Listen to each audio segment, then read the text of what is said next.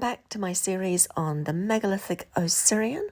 We're up to part 3 and we're still looking at what all the various top independent researchers have had to say on this amazing site. The next of the independent researchers that we're going to have a look at are Megalithomania, and this channel is one of my favorites. You probably think I keep saying that, but this channel is great because they actually go looking for all the clues and they give you their opinion. So let's have a look. This is probably the most interesting site in the whole of Egypt, which is, I believe, contemporary with the Valley Temple and the pyramids of the Giza Plateau. But it could be like super ancient. It could be like one of the first constructions here, like going back 10, 12,000 years. So this opinion is the same opinion as mine, but I'm not going to go any further. I'm just going to let them continue. Some interesting features, including the flower of life, the mortise and tenon joints, and the evidence of ancient technology. Another prize-winning statement from my perspective, the ancient technology. And we're looking along one side of the Osirion here, and you can just see that the ground level is at the very top. So this was built deep into the ground, or it's so old that the ground level was in fact down here many thousands of years ago. Isn't that an interesting quandary to ponder? Where was the ground level? You can kind of see evidence of the puffy polygonal stonework. You've got like drill holes, core drills. You've got the seams which you can't even fit a credit card or a banknote between. You've got the polygonal areas. You've got these nubs and everything else. Absolutely incredible. It's amazing to get this close up. It just looks like you're in ancient Peru. Then we've got the cornering here in the shade. Look at that. That is just like the cornering, the exact style you find in Peru. It's like this is the same builders. All these are points that I plan on addressing in the final episode. So this is like a summary of all the key things we're going to be looking at later. This place was clearly a site of reverence and possibly somewhere where people would come for healing purposes at a much later date. We have much later evidence of activity here in these flower of life symbols, which you can see on the inside of these uprights over there. So well worded, but yes, this is something that is absolutely critical to understanding this site. Not only the healing powers, but also the symbolism of the tree of life. And once again, we're going to be addressing that in a lot more detail in the final episode. And you can also see within some of the uprights here where there's cuts, vertical cuts, where quite clearly either parts of them have either been tried to be broken off at a later point, or whether this is actually quarry marks that were done at the time of construction itself. In my opinion, that is the handiwork of the dynastic Egyptians. And here we've got a good section of the roof as well, and you can see, interestingly, the way it kind of joins up with the top sections, the top lintels. Like on top of the lintels was this roof, and you got polygonal sections there as well. So this is just so much going on in this particular site. Not only do we find the nubs, we find the protrusions, the indentations, mortise and tenon joints on top of them, but also the angles and the very small stones that are kind of linking up the corners could represent some mathematical kind of story. They were working with sacred geometry. There's golden section here, there's sacred number, there's intricate measurement systems. Excellent points made. So that is the sacred entrance that Seti created to go into the Osirion that he discovered whilst building this site. So this is an assumption that they have made about Seti not being the builder, but it's the same conclusion that I have reached. I would not word it as being fact, but it's certainly an opinion that I hold which matches theirs. to the fact that this is much older than the time of Seti I, but he was aware of what was going on and continued some kind of tradition that already existed, perhaps for thousands of years. So Yusef's just been pointing out that there's this corner block down here, which is part of the actual full top roof. Is absolutely huge. You can't see it, it's all under the rubble, but it would have come up like 20 or 30 feet across, and then it kind of joins up and it's kind of puffy on top, which is very, very odd. And so we're seeing like even the roof had a kind of puffy part on top, but then on top of that would have been kind of shaped and angled stones, almost like a classic roof that we see in some of the temples on either end of the site. So just there you can see the scoop marks on one of the walls now. Now that's an interesting observation that I haven't heard anybody else actually point out. And this final clip coming up is extremely pertinent to the things I'm going to be telling you in my final episode. Because of the similarity to Stonehenge, I can actually explain what the linkage is.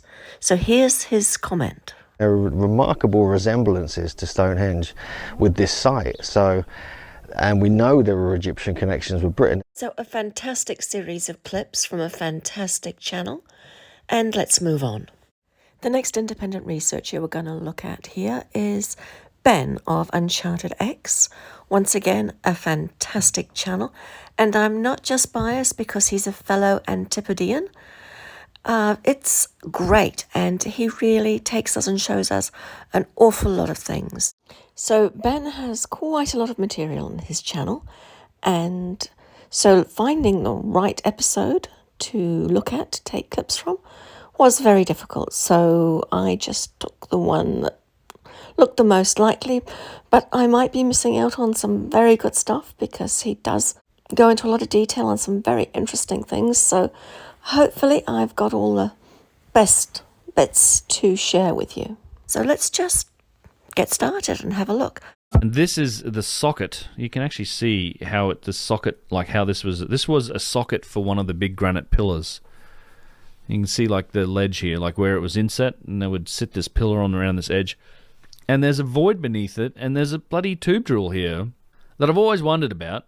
But for one, now I can actually get my foot in here and I can get down and look at this thing. Well, this is certainly one of the more intriguing, mysterious aspects of the Osirion, what it's for, in terms of it being a location for one of the granite pillars. I would disagree with that, but nevertheless, I think it's fascinating, and I think that he gives us such a good close look at this. It actually gets more regular as it goes in too. It's kind of weird, this hole, and it actually shoots off. It shoots off under here, and it turns a corner, and it goes down, and it like goes down into like the deep part. This is ground. Like this is, I don't know what this was for. Like why are they either pumping air or water or something beneath these pillars? What is the purpose of this? And so it shoots off over here and then turns and goes down and pops out down in the deeper part down here, which is really odd. And there's actually another one in the other side too. I think it's a fair assumption to make about the pillars, but I just happen to disagree with it. But that's another story which we will get to in the last episode. But this is fascinating. The next clip is also something that people don't really discuss in their episodes, so that makes it all the more intriguing. He talks about the way that the stones have shifted. You can see the shift in the stone, like there's been a gap. The reason for the stones shifting and the gaps and like that little bit where that corner is broken off there's good reason for that, and it's all about earthquakes. But I will discuss earthquakes in quite a bit more detail in the final episode. You can kind of see how the temple sort of dog legs, right? Because they ran into it, probably. But so this is the Osirion which we were walking around. It's at a lower level. You saw the pictures. But so on the axis of the Osirion, so as it runs this way, all the way through this temple, they went out to the courtyard, out here, out in front, on the axis of the Osirion, and they drilled. And at like 130 or 140 feet, this is very much like what happened at Giza. At 130 or 140 feet, on the axis of the Osirion, they hit granite. And there's no granite here. Like, this is limestone as well. So they drilled. So there seems to be a tunnel running beneath this. Like, I don't know how big it is, but no one's really explored it much further. But they hit granite. They've hit infrastructure like out in the courtyard here on the axis of the Osirion, going this way. So we don't know. Well, in just those few clips, those are some amazing points that Ben has made. So I probably should go and investigate his other episodes, but they do tend to be quite long. So at this point, I'll just leave it at that. Having just watched that episode from Uncharted X, it reminded me of another channel, and it's the channel called CF Apps 7865. So this is the channel of the late great Chuck. Now, I never met Chuck, but I have some dear friends who knew him and spoke very highly of him and the work that he did. So I thought that it would be negligent of me not to at least include a few clips from his channel. So let's check out a few clips from CF Apps 7865. And these are clips, or should I say points, that other people haven't raised. Seems this was a very sacred spot.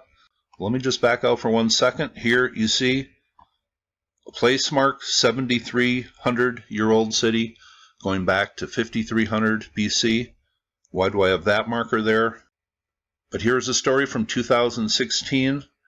Ancient residential city, cemetery discovered at Abydos. The head of the antiquities sector announced the discovery of a cemetery and residential city dating back to 5,316 BC. So that's over 2,000 years before the official recognized start of dynastic Egypt. I'm sure you can all see where he's going with this point, which is that this area was clearly very well used even in the pre-dynastic era and possibly long before that. And the next clip is also clearly as pertinent. But you can see the top of the stone sticking out here, and then you see up above the Temple of Seti and the classic dynastic Egyptian style building here. And then right down here you see these megalithic blocks that look so familiar from very ancient sites, including Peru. When I was there in 2022, I remember walking along that area, and I do not remember seeing those megalithic blocks, which is very interesting.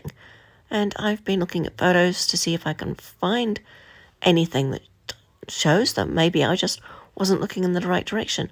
But this is something that I do find very, very interesting, and I will have a much closer look next time I visit the Osirion. I think it's time that we have to assume that this was built by the builder gods.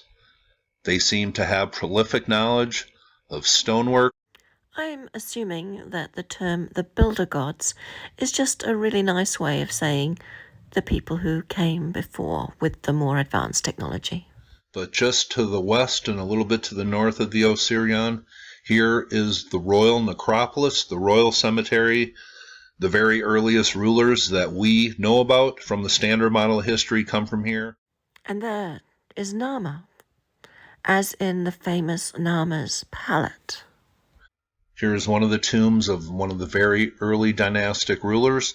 They were not building very special.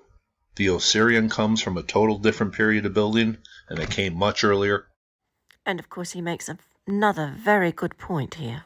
But that's why the very earliest dynasty rulers are buried here. This was considered a very sacred place. So that all makes perfect sense. But what was this place? I don't think this is the tomb of Osiris. I think this is the temple that celebrates his resurrection. Well, quite possibly it was used for ceremonial purposes like that. But in my opinion, there is much more to it than just a temple to celebrate Osiris. But as I keep telling you, we'll get to that in the final episode. So we haven't actually got through all of the independent researchers at this point, but there's a few other things I'd like to talk about as well. So we'll just have another episode. Hopefully that won't be too far away.